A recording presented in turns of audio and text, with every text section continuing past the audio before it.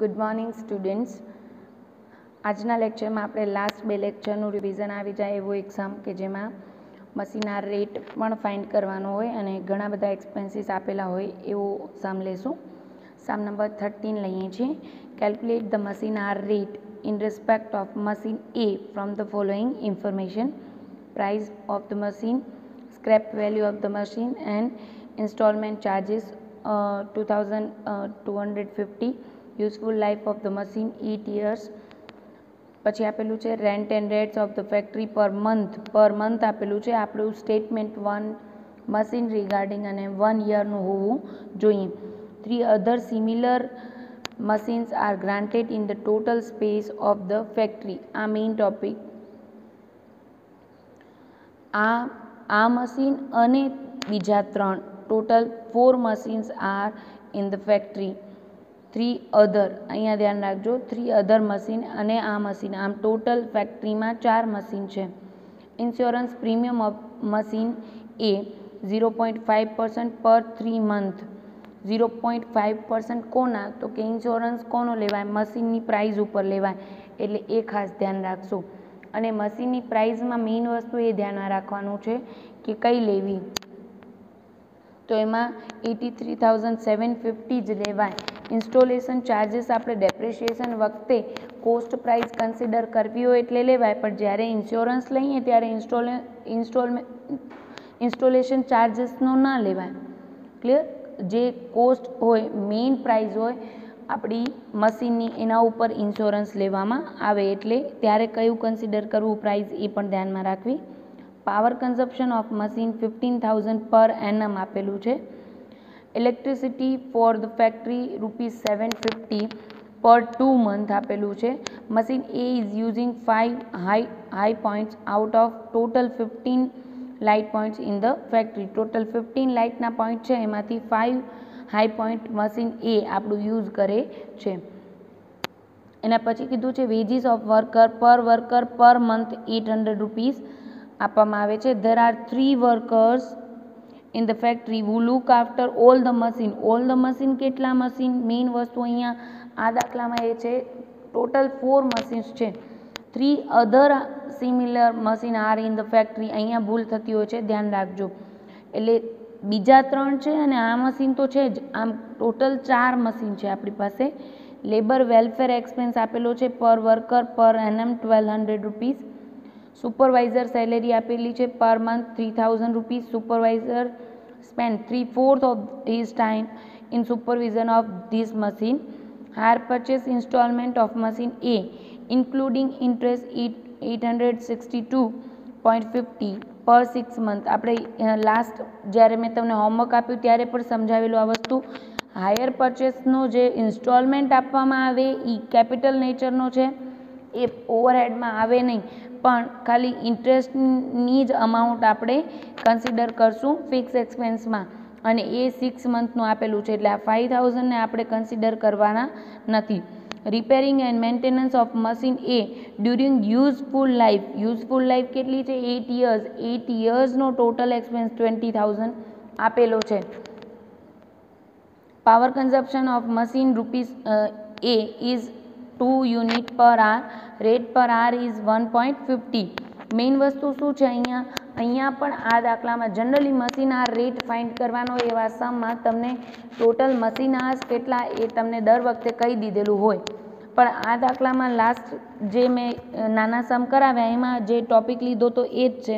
Total પાવરનો expense આપી દીધો છે અને અહીંયા ટોટલ પાવરનો એક્સપેન્સ આપી દીધો છે અને પર આર કેટલો એ પણ આપી દીધો છે, એટલે એના આધારે આપણે મશીન આર કેટલા એ ખબર પડી જશે. પાવર કન્ઝપ્શન પણ આપી દીધું 4th ટોપિકમાં અને 11thમાં પર આર રેટ પણ આપ્યો. એના આધારે આપણે મશીન આર કેટલા એ ફાઇન્ડ કરશું, કારણ કે આપણે ખ્યાલ છે સ્ટેટમેન્ટ બનાવી છે એમાં પહેલે જ આપણે મશીન આર લખીએ પછી જ આપણે આગળની વાત કરતા હોઈએ છીએ. 1 by 1 લેતા જઈએ તો પ્રાઇસ ઓફ મશીન શેના માટે આપેલું હોય? ડેપ્રિસિએશન માટે. સ્ક્રેપ વેલ્યુની ઇન્ફોર્મેશન હોય તો ડેપ્રિસિએશન કેવો એક્સપેન્સ છે? આપણો વેરિયેબલ એક્સપેન્સ છે, એટલે લઈ લઈએ ડેપ્રિસિએશન. ટોટલ એક્સપેન્સ છે ટોટલ 83,750 પ્લસ ઇન્સ્ટોલેશન કરાવ્યો એનો એક્સપેન્સ છે 2,250, એટલે ટોટલ મશીન થશે 86,000નું માઇનસ સ્ક્રેપ વેલ્યુ આપેલી છે 6,000 divided by useful life 8 years, એટલે તમને ડેપ્રિસિએશન મળશે એન્યુઅલી 10,000. યાદ રાખીએ આ સ્ટેટમેન્ટમાં 1 યરનો એક્સપેન્સ અને 1 મશીનનો એક્સપેન્સ આવવો જોઈએ. એના પછી આપેલું છે આપણે રેન્ટ એન્ડ રેટ્સ. કેવો એક્સપેન્સ છે? ફિક્સ્ડ એક્સપેન્સ છે રેન્ટ એન્ડ રેટ્સ. પણ મેઇન વસ્તુ અહીંયા શું છે કે એક્સપેન્સ પર મંથ આપેલો છે 500 રૂપીઝ, એટલે આપણે કરવું પડે 12 મંથના કેટલા,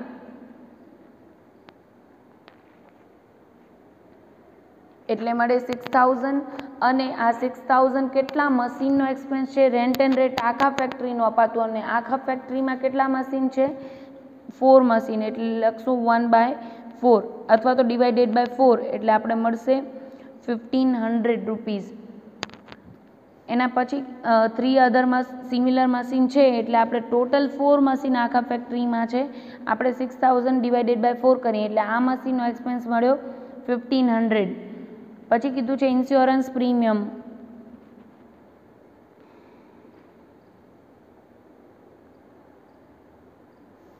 .5% પર 3 મંથ.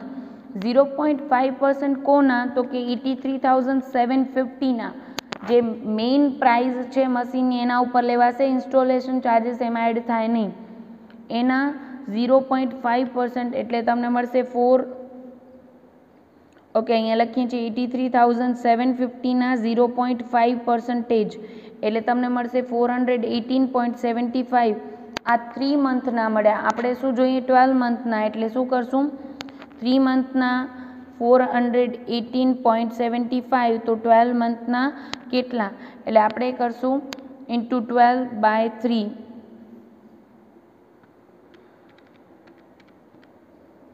એટલે મળશે 1,675. ક્લિયર? દેન એના પછી ઇન્ફોર્મેશન તમને આપેલી છે, અથવા તો 3 મંથના 12 મંથમાં કેટલા સેટ આવે, 4 સેટ આવે, એટલે ઇન્ટુ 4 કરો તો પણ તમને 1,675 મળી જાય.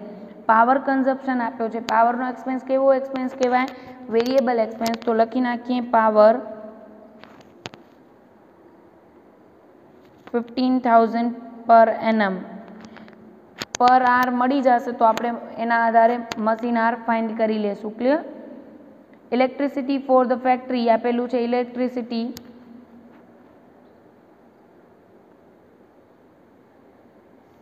ટોટલ એક્સપેન્સ આપેલો છે 750 પર 2 મંથ. તો 2 મંથના 750 તો 12 મંથના કેટલા, એટલે ઇન્ટુ 12/2 કરાય, અથવા તો 2 મંથના કેટલા સેટ આવે 12 મંથમાં 6, એટલે ઇન્ટુ 6 કરી દેવા તો બી ચાલે.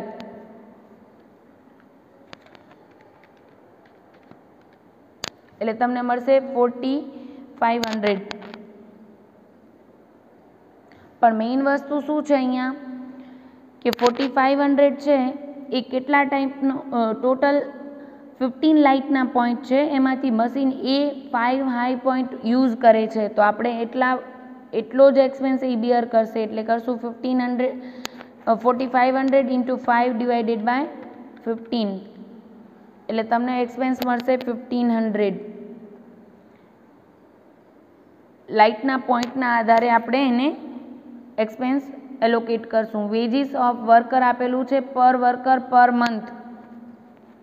વેજીસ 800. વેજીસનો પોઈન્ટ હાઇલાઇટ કરજો, અને મેઇન વસ્તુ 800 પર વર્કર પર મંથ કીધું છે, તો આપણે ઇન્ટુ કરશું 12, એટલે મળશે યરલી. પણ આ પર વર્કર મળ્યું, ને પછી કીધું છે ધેર આર 3 વર્કર્સ, એટલે એક વર્કરના 9,600 ઇન્ટુ 3 કરીએ એટલે ટોટલ એક્સપેન્સ મળશે 28,800. આ એક્સપેન્સ ટોટલ. અને પછી કીધું છે આ જે એક્સપેન્સ થાય છે 3 વર્કર્સની વેજીસ, આ 3 વર્કર 4 મશીન ઉપર ધ્યાન રાખે છે એટલે ઇન્ટુ 1/4 કરશું એટલે પર્ટિક્યુલર આપણા મશીનનો એક્સપેન્સ કેટલો એ મળી જાય એટલે તમને મળશે 7200. મેઇન વસ્તુ ધ્યાન રાખજો, વેજીસનો ટોપિક હાઇલાઇટ પણ કરજો. 800 પર વર્કર પર મંથ છે, આપણે 12 મંથનું ને આ મશીનનું જોઈએ એક્સપેન્સ આ આખા સ્ટેટમેન્ટમાં, તો આપણે કરશું 800 ઇન્ટુ 12 એટલે આપણે મળશે યરનો એક્સપેન્સ 9600 ઇન્ટુ 3 એટલે 28800 ઇન્ટુ 1/4 કરશું એટલે આપણે શું મળશે, આ મશીનનો યરનો એક્સપેન્સ મળી જશે વેજીસનો. એના પછીનો ઇન્ફોર્મેશન છે લેબર વેલફેર એક્સપેન્સ આપેલો છે.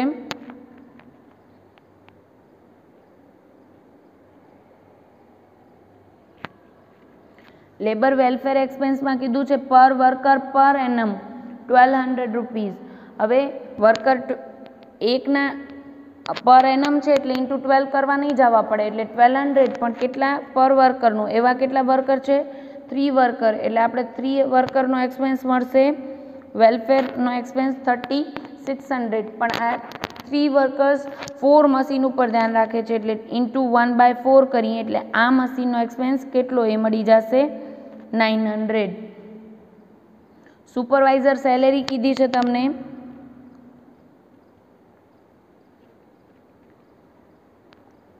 સુપરવાઇઝર સેલેરીમાં કીધું છે per month 3000 rupees, 3000 rupees per month કીધી છે સુપરવાઇઝરની salary and 3/4 of his time in supervision of the machine. Supervisor 3/4 time પોતાનો આપે છે એટલે આપણે કરશું 3000 પર મંથ છે એટલે ઇન્ટુ 12 કરશું એટલે ટોટલ મળશે આપણે યરનો એક્સપેન્સ 36000. અને આ જે સુપરવાઇઝર છે એ પોતાનો 3/4 ટાઈમ આપે છે સુપરવિઝનમાં, in the supervision of the machine એટલે આપણે મળી જશે 27000. પણ આ તો સુપરવાઇઝર 3/4 ટાઈમ સુપરવિઝનમાં આપે છે એનો એક્સપેન્સ મળ્યો. આવા કેટલા મશીન ઉપર એ સુપરવિઝન કરશે 4 મશીન ઉપર એટલે આપણે કરશું ડિવાઇડેડ બાય 4 અથવા ઇન્ટુ 1/4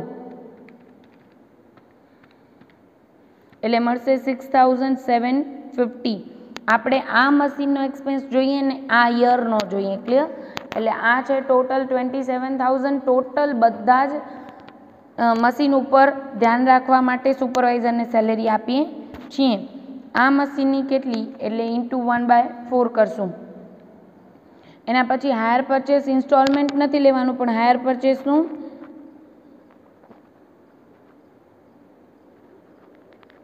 ઇન્ટરેસ્ટનો લેશું એક્સપેન્સ અને એ કેટલો છે 862.50 પર 6 મંથ એટલે શું કરશું 6 મંથના આટલા તો 12 મંથના કેટલા એટલે ઇન્ટુ 12/6 થાય, અથવા તો 6 મંથના કેટલા પાર્ટ આવે 2 ઇન્સ્ટોલમેન્ટ આવે એટલે ઇન્ટુ 2 કરશો તો બી આવી જશે એટલે તમને મળશે 1725. અને એ યરનું જ આપેલું છે ને હાયર પરચેસ ઓફ મશીન એ એટલે આ જ મશીનનો આપેલો છે તો ડાયરેક્ટ બારની કોલમમાં લખી નાખશું. મશીન એ ન કીધું હોય એમ કીધું હોત ઓફ ધ મશીન તો ડિવાઇડેડ બાય 4 હજી કરત કારણ કે 4 મશીનનું સાથે હોત, પણ આમાં કીધું છે hire purchase instalment of machine એ એટલે પર્ટિક્યુલર આ જ મશીનનું છે એટલે ડાયરેક્ટ બારની કોલમમાં લખી નાખીએ છીએ. રિપેરિંગ એન્ડ મેન્ટેનન્સ કીધું છે,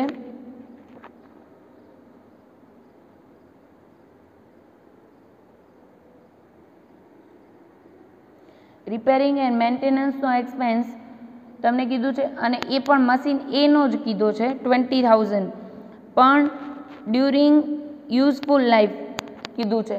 મશીન એનો જ કીધો છે એટલે ડિવાઇડેડ બાય 4 કરવા નહીં જવા પડે, આ જ મશીનનો એક્સપેન્સ છે પણ 20000 ડ્યુરિંગ યુઝફુલ લાઈફ તો ટોટલ યુઝફુલ લાઈફ કેટલી છે 8 years. આપણે ડેપ્રિસિએશનમાં પણ લીધું હતું બરાબર, તો કરશું 20000 ડિવાઇડેડ બાય 8 એટલે 2500.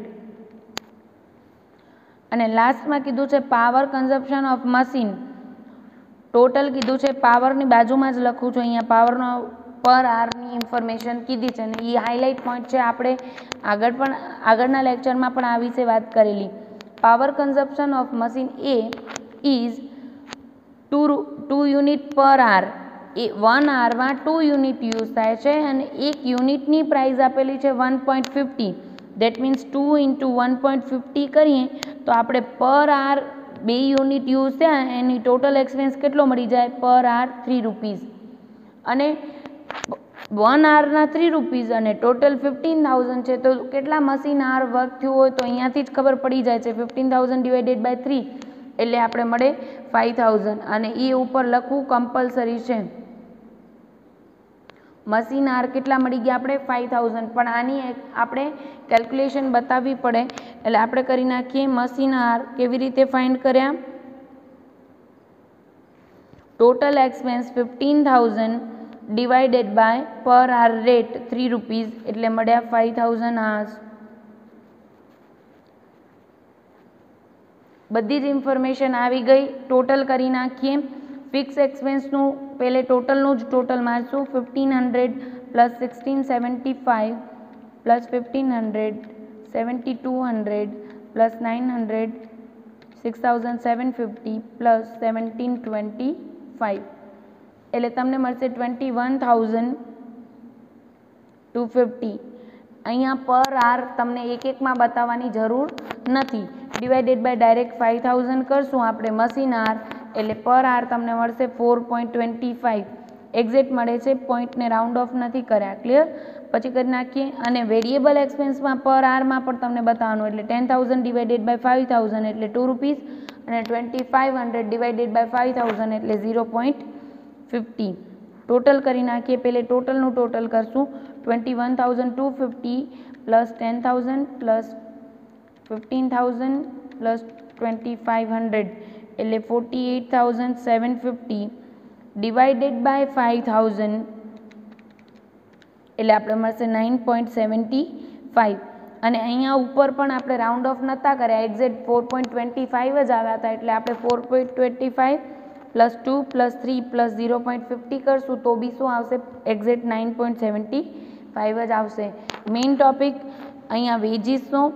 ઇન્સ્ટોલમેન્ટ હોય ત્યારે આપણે હાયર પરચેસ ઇન્સ્ટોલમેન્ટને ના લેવાય, આપણે ફક્ત એના ઇન્ટરેસ્ટને ધ્યાનમાં લેવું.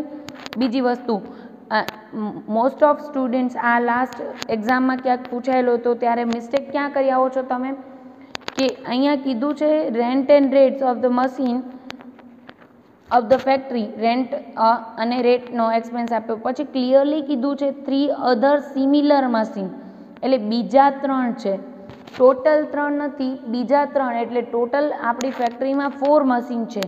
એટલે અહીંયા માઇનોર વર્ડિંગ્સ ઉપર ધ્યાન દેવામાં ના આવે તો તમે શું કરશો?